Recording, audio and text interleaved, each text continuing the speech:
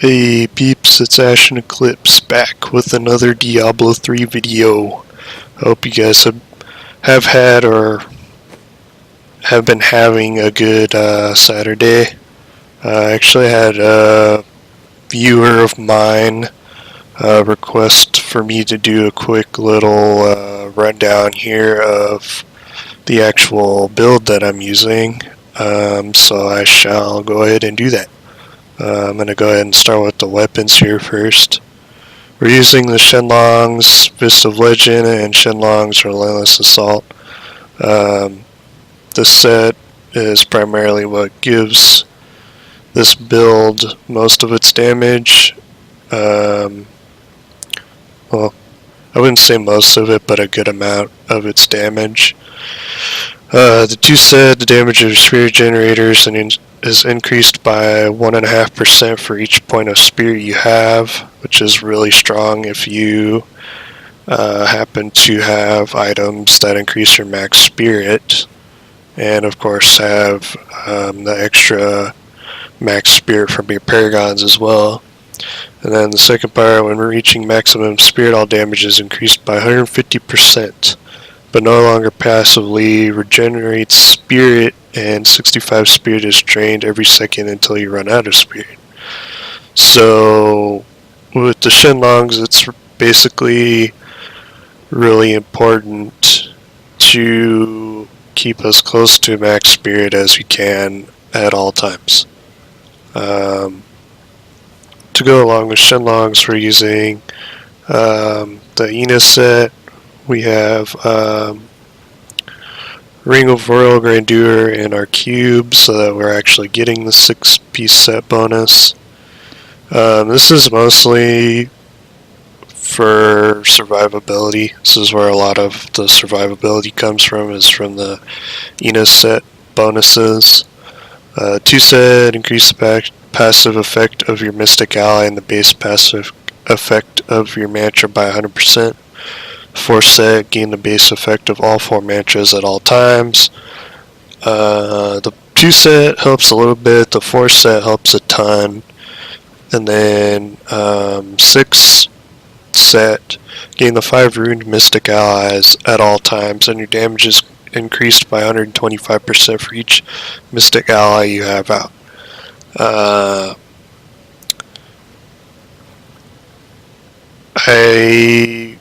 I'm wanting to say that the 4 set actually does interact with the 6 set, and in the case that your mantra actually affecting your Mystic Allies actually does help increase your toughness that much more. But I'm honestly not entirely sure about that. I think it actually has to do with what passives you have set, whether that actually affects you or not. I'm pretty sure even if you don't have, even if you aren't using Unity, even though Unity is actually a damage buff, it actually does help your toughness. But anyway, to go along with that, the damage boost too is pretty nice from the Mystic Allies. And then we'll move on to our Endless Walk set, which is the Compass Rose and Traveler's Pledge. While moving damage taken is reduced by up to 50%. This is a huge part of our survivability because it actually lets us be mobile and move around and not get one shot by everything. Because honestly, if the generator build didn't use this set, then it would make being mobile way more difficult, because you would be basically paper mache to everything around you. And then while standing still, damage dealt is increased by up to 100%. Again, a huge damage boost. Now I'm sure you're probably thinking, well, how do you stand still and not just instantly die? Well, the way we stand still and not instantly die is thanks to the help from the Ina set and while we're standing still, we're going to activate our Mantra of Salvation, which increases our all resist for a couple seconds. If we have Flying Dragon procced, which is also in the cube, that doubles our attack speed. So if you have Flying Dragon procced and you have Breath of Heaven up, which gives you 14 additional spirit for 5 seconds, then you really don't have to worry about running out of spirit, and you can just spam this and usually be perfectly fine unless you're standing in elemental damage or an explosion or any of that fun stuff. The other thing we're using with this build is the Unity, because that basically provides another 50% damage reduction if you're using one on your follower, of course. So that's pretty huge. We have the Spirit Guards, which reduces your damage taken by a certain percent for 3 seconds. When you use a Spirit Generator, it's 30 to 40%. Mine just happens to be right in the middle. That's really huge too. So there's a lot of different items in this build that are really paramount to us actually surviving things and not just getting destroyed immediately. The other part of this build is the raiment set, and we're just using the 2-set bonus, which is your Spirit Generators have 25% increased attack speed and 100% increased damage. Since this is a generator build, that's pretty huge. The increased attack speed helps a lot, and so does the extra damage. I'll go ahead and go over the legendary gems. We're using Simplicity Strength, which increases damage of our primary skills by 65%. In other words, our Spirit Generator, which is Crippling Wave with Mangle, which is the highest damage output rune for Crippling Wave. So that helps a lot. And then once you get it to 25, your hits with primary abilities, aka our Spirit Generator, heal you for 4% of your maximum health. This is huge for clan member got a Primal Ancient. That's awesome. This is huge for our recovery and our survivability both. Allows us to keep near full health even if we're getting wailed on. And then we're using Bane of the Stricken. Each attack you make against an enemy increases the damage it takes from your attacks by 1.5%. This combos really well with this build because it's a generator build, so you're not really spending any spirit. You're just mostly moving around a little bit and staying still to use your Spirit Generator and wait for your Flying Dragon to proc. But once your Flying Dragon does proc, the Bane of the Stricken helps immensely because you're just constantly stacking that on your targets, and I don't believe it has a cap either, so it can just stack infinitely until you kill whatever you're attacking. So it's super strong. And then the second one, gain 25% increased damage against bosses and Rift Guardians. That's also super helpful. Honestly, if we didn't have that with the generator build, it would be way harder to kill bosses and Rift Guardians.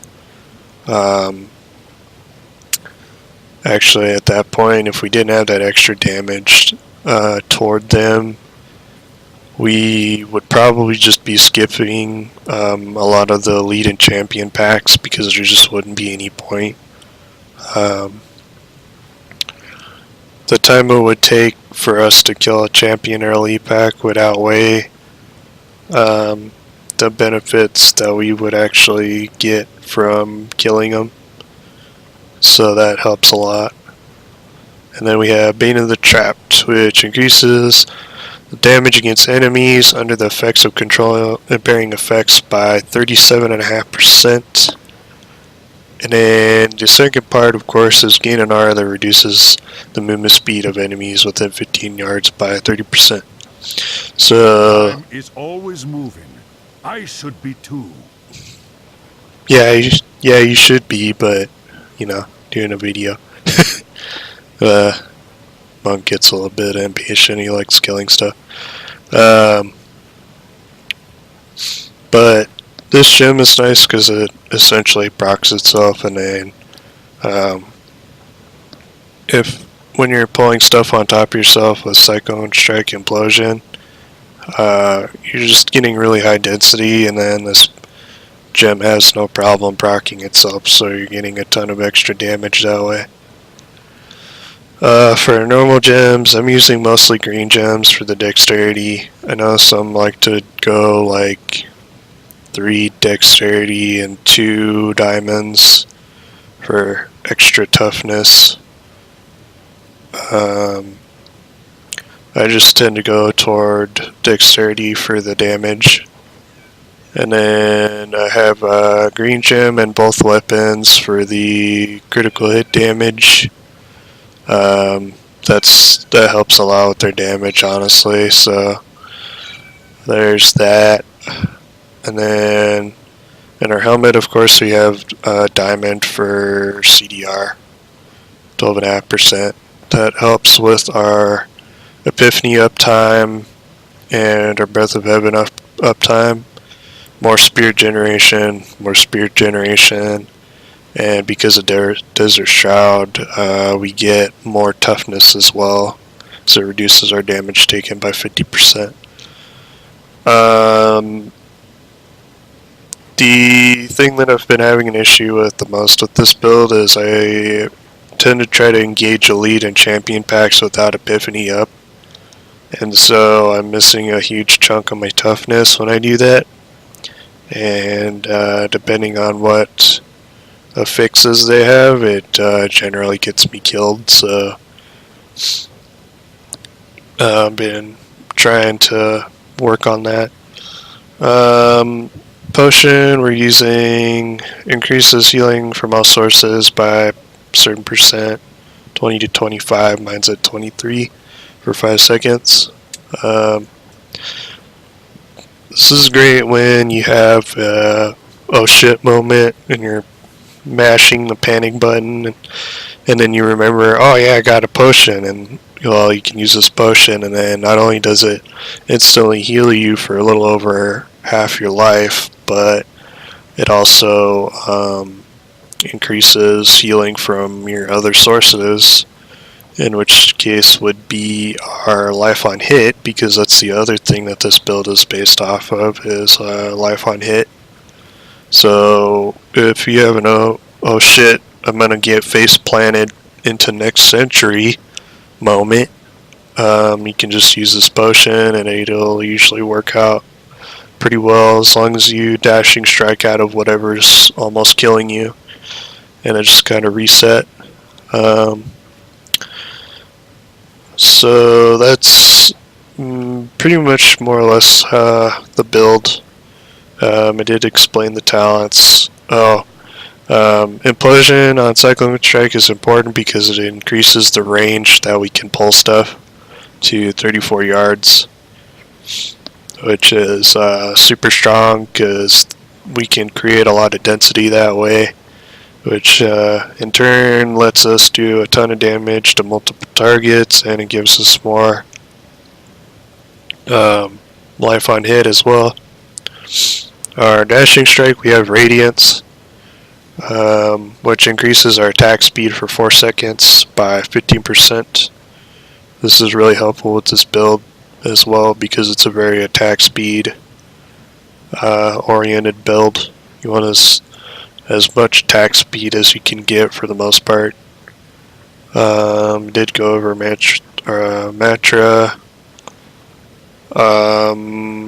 So go ahead and skim over the Paragons. For this build, I went resist all, armor, life, and then life regen for defense. For utility, I believe it was area damage, life per hit, and then resource cost reduction, and then gold find. You always do gold find last, of course, because it has no benefit defense or offensive wise. So gold find, I feel, is honestly pretty pointless as far as Paragons go. I'm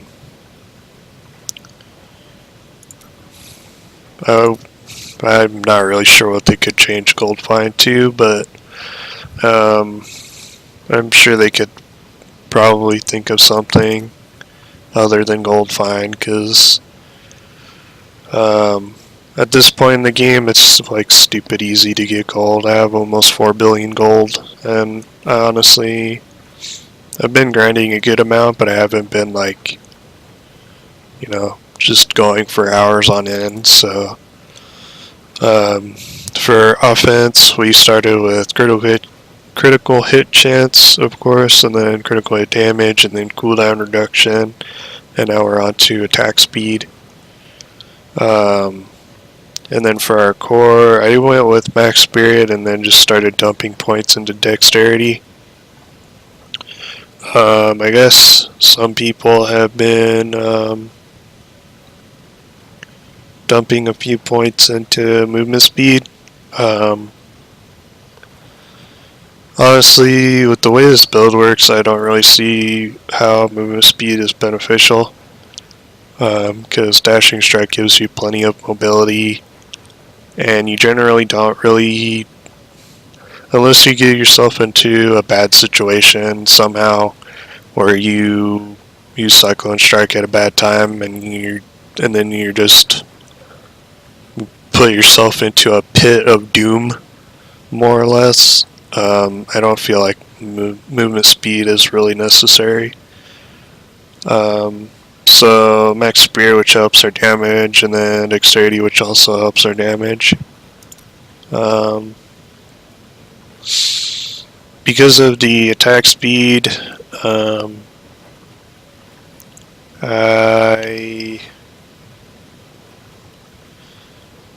I probably won't do another push, leaderboard push, until I'm about Paragon 800, so that I have this maxed out, because it makes a big difference. So that's the Paragons, and then lastly, I'll go over the passive skills real quick, just because I haven't gone over them yet. We have Beacon of Ytar, which reduces all of our cooldowns by 20%. Again, this is huge because it lets us have more uptime on Epiphany and Breath of Heaven, as well as reduces our internal cooldown of Dashing Strike. So it's really helpful. And then we have Alacrity, which increases the attack speed of spirit generators by 50%. Like I said, since it's a generator build, the more attack speed we can have, the better, because it equals out to more damage a second, more possibilities to proc our Flying Dragon, and more life on hit. Then we have Seize the Initiative, dealing damage to enemies above 75% life, increases your attack speed by 30% for 4 seconds. Again, just more attack speed. It's just all attack speed. Just get rid of all the main stats and all the secondary and everything, all the stats, and just all attack speed. No, just kidding. Don't do that. You do need quite a bit of secondary resist and all resist with this build, to help yourself stay alive. So Um, we have Harmony, 40% of your single elemental resistances from items. Instead increases your resistance to all elements. With this, all of our secondary resist is basically just being pulled into our all resist, or a fraction of it, which is super helpful because that way you don't have to really have to mess around as much with just stacking one certain resistance. It still is helpful to focus on a certain resist. These days it'd probably be arcane or fire, because arcane lasers is ridiculously strong, and so is fire chains. And then molten is really strong too. So let's see, did I forget to go over anything? I don't think I did. But yeah, this build is basically just attack speed, life on hit, standing still when you can to get the bonus damage from Endless Walk, and then staying just mobile enough to where you are putting yourself in bad situations and you're actually getting good clear time in your G-Rifts. Even at almost 70 million toughness, I mentioned the arcane lasers and molten and fire chains. Those are pretty brutal even with me being at 70 million toughness. So that's another thing I should be doing with this build, is I should basically pretty much just be avoiding elite champion packs with those affixes, because they just mess me up royally. Arcane lasers can almost instantly kill me. Fire chains takes like 2 or 3 seconds. And then molten, I think, takes about 5 seconds as far as how long it takes for those to kill me. So yeah, it's not a very fun time. But that's pretty much the rundown for the build, guys. I just wanted to give a little bit of insight on what I was actually doing to push the leaderboard this season. Once I do clinch a relatively decent spot on the leaderboard, I'm more than likely going to switch builds. I'll probably be switching to the U6 EP build. U6 being the Uliana set. So when that happens, I will most likely do a quick rundown of that. I did finally get my Z DPS build done. I got all the gear I needed for that, so I'll probably do a gameplay video of that when I can. Which probably won't be until I have a couple days off again. Because work honestly takes it out of me, and it's hard for me to go to work and then have the motivation or energy to then put out a video for you guys. But like I said, I'll be trying to stick to doing a video or two on my days off, no matter what. Especially because of that 1 month gap between videos. Feel kind of silly for that, honestly, but I just remembered I didn't go over the cube, so I'll go over the cube real quick before I end the video.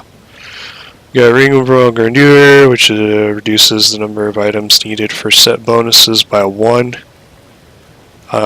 This is what enables us to use part Enos and part Raiment. So it's super beneficial that way, and then it also lets us use our Unity and our Spear Guards. Well, actually it doesn't have anything to do with our Unity or Spear Guards, but You get the point either way. And then we have the Crutus Boots. Mystic Ally summons 2 Mystic Allies that fight by your side. So we have 2 of the air ones, 2 of the water ones, 2 of the fire ones, and 2 of the earth ones. Which because of our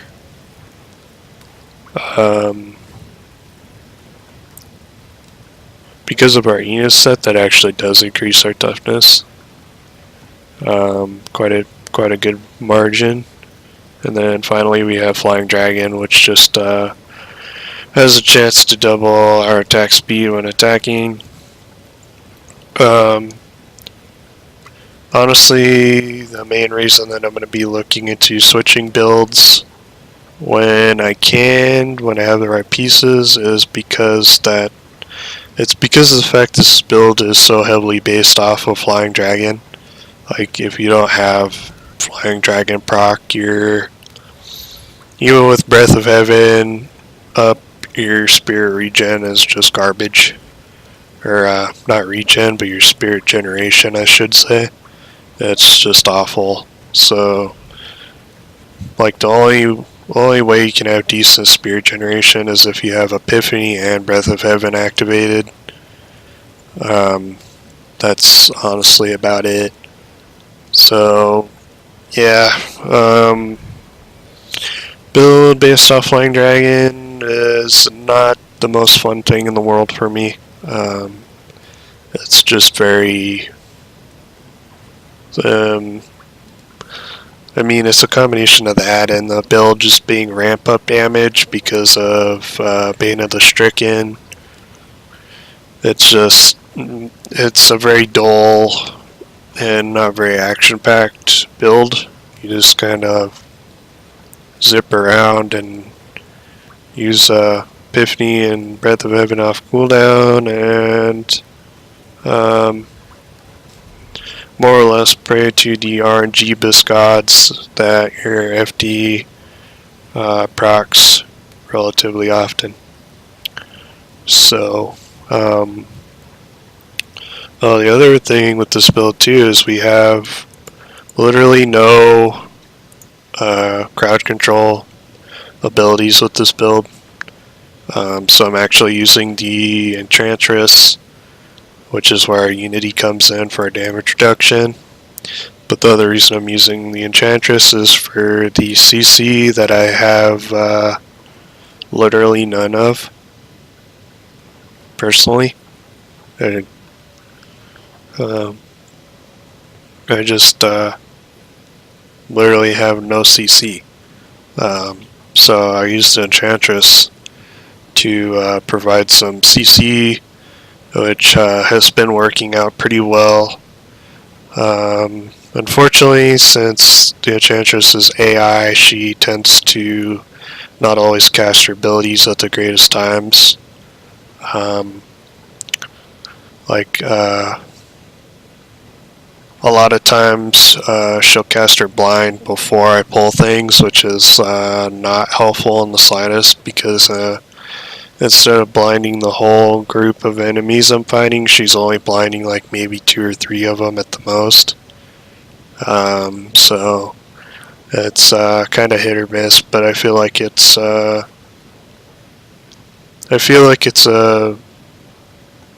good route, just because I have no crowd control to really help myself out. Instead of Breath of Heaven, I could probably go,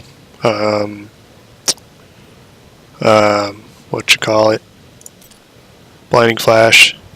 I could try that, but I don't think it would be nearly as effective, because I think Replenishing Light is the only rune that gives a spear back when we blind things. So, and it's just instant. It doesn't last over a certain amount of time. So, I don't feel it's nearly as beneficial as Breath of Heaven is, since that lasts 5 seconds. Crippling light, that could be decent too, but then we would be sacrificing part of our spirit generation, which I don't think would be a good idea with how this build functions. And of course we could just do extra damage when we blind stuff with Faith on the Light, but I honestly don't think that would be all that helpful either with this build. So that's basically that. I'm using the ring on my Enchantress that spawns frenzied lunatics, which are the really annoying sounding explodey guys that honestly make you want to mute your audio because they're so fucking annoying until they actually explode or do something. Like explode. But that actually is helpful because they do good. They do a decent amount of damage. And then generally with your follower you just kind of want items that have those extra secondary effects to them. Like I don't know if the Oculus ring would be all that great on the Enchantress just because her attacking pattern and it can be so sporadic. I guess if she was to attack right after you get a group of enemies going, then it'd be beneficial because then you could just hop into that focused power region and just pull everything with you. The necklace, I'm honestly not really sure what would be good for the follower.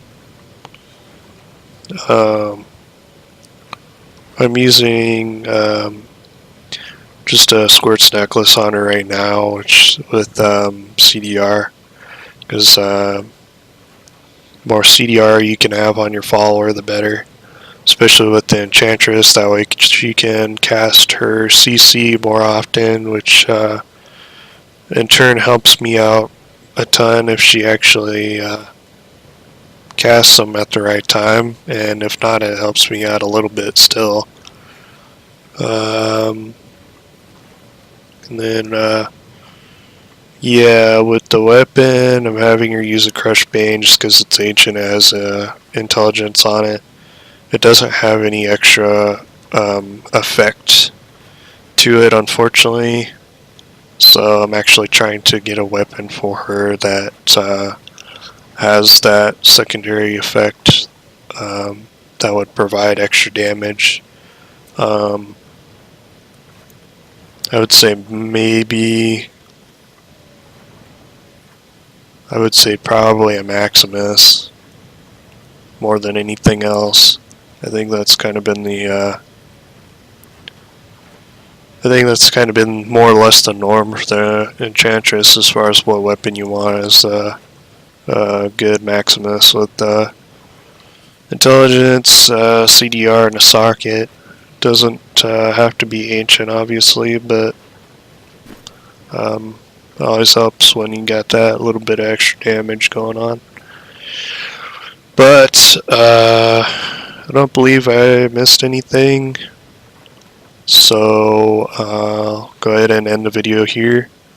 If you guys want, I do have a Twitter set up finally, so I'll be linking it in the description of the videos if you want to follow it. It should be giving notifications as far as when I actually post videos, so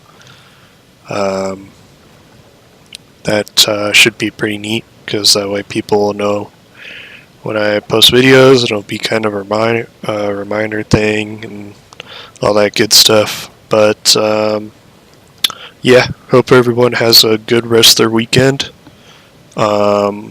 And I will see you guys in the next video. Later.